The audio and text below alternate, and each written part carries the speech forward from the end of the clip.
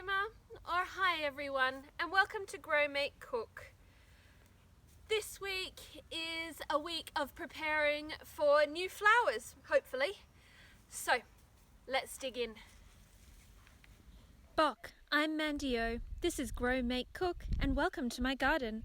I grew up in Australia in a permaculture family, but after we got married, Mr. O and I moved here to his home country of Croatia. I am a passionate and hands-on homemaker and gardener, and I love life's simple pleasures. So join me on my journey, and together we can learn to grow, make, and cook. This is the second week in November, or studeni. What I have here is a chrysanthemum, yet another one, and I'm loving the way this is starting to look across here. But this one was just a display piece. It was just in its pot, and it was just for keeping inside and remembrance and all of that business. But it's started to get very poorly.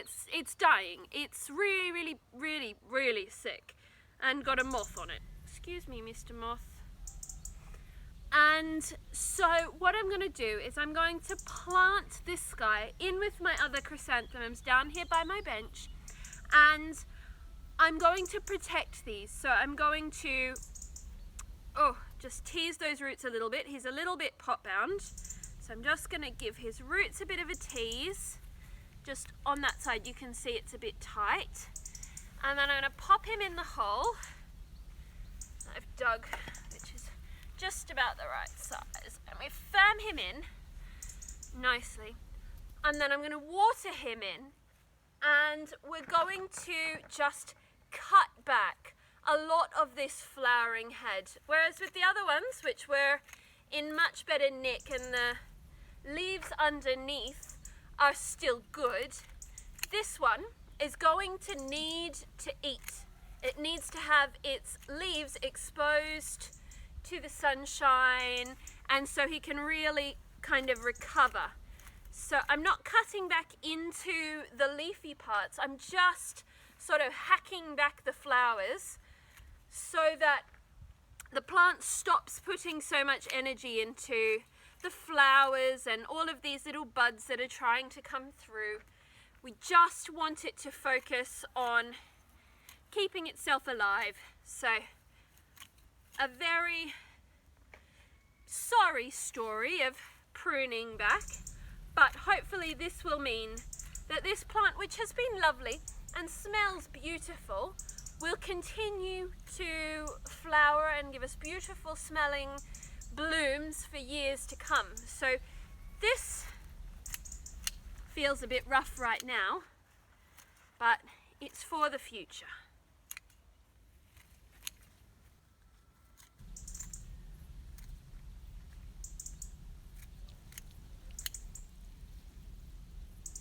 Giving this guy a good soak in is a really important first step.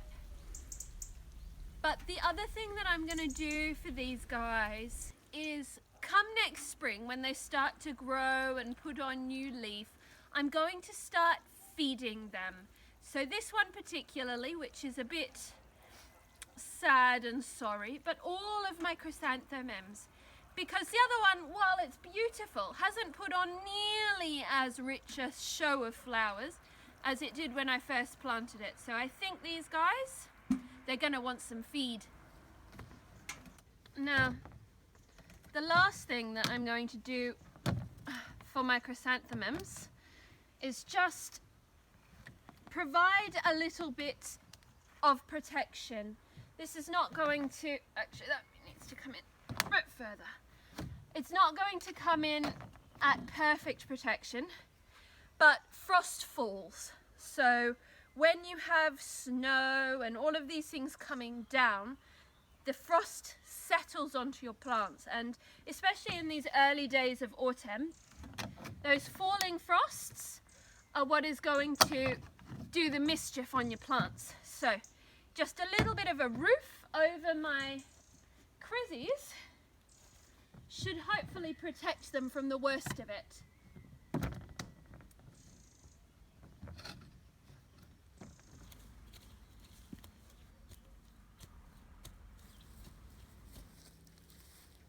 Another really important job to start doing this time of year is feeding the birds. Now what I have here is just a bought feeder with fat balls in.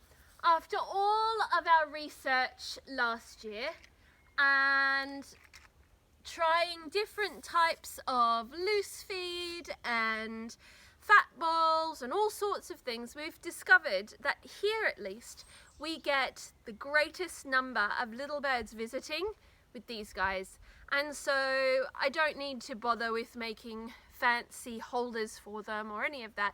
The simplest and most straightforward option is exactly what you see. It's exactly just a standard holder and fat balls. It's a little bit of a shame because I had a lot of fun last year designing different holders for bird seed, but it's always important to remember that the most important part is feeding the birds, looking after what they need, and the fat content, turns out it's really important for winter warmth. What I have here is a big handful of daffodil bulbs, and I want to sprinkle them in a kind of natural pattern here in this little patch of the garden. So instead of laying them out, because human beings are pattern finding animals, we tend to put things in straight lines or zigzags. It tends to look manufactured. So in order for this to look a bit more natural, I'm doing this. And then I'm going to plant them here where they've landed. So there's 2 together, and then 3 here kind of in a clump, and another just in a sort of a stretch.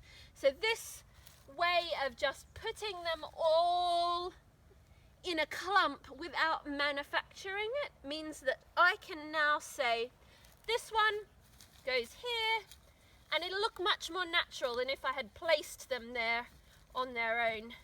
Now, I would love to be doing this with a bulb planter.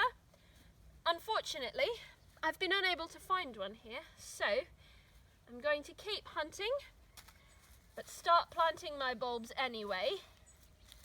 And even here, where they were very close together, just plant them exactly as they landed, because that will make this look the most natural possible.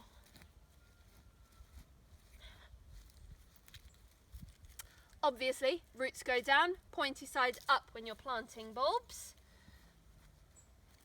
Just get him nestled right down deep in there. That's not even deep enough. The lovely part about this cool weather is you can start planning for the spring garden with things like tulips, daffodils, all that sort of stuff is really perfect for planting right now. So, if you haven't got anything else to do this weekend, maybe a job to do is to get out and plant some bulbs.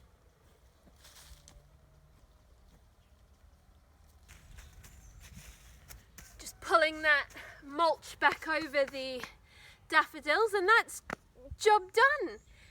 It's nice to get these little things done while the autumn sun is still shining. Even though the temperature has dropped, it's still got a little bit of warmth to the air, and this lovely golden autumnal light shines in and lights up the garden beautifully.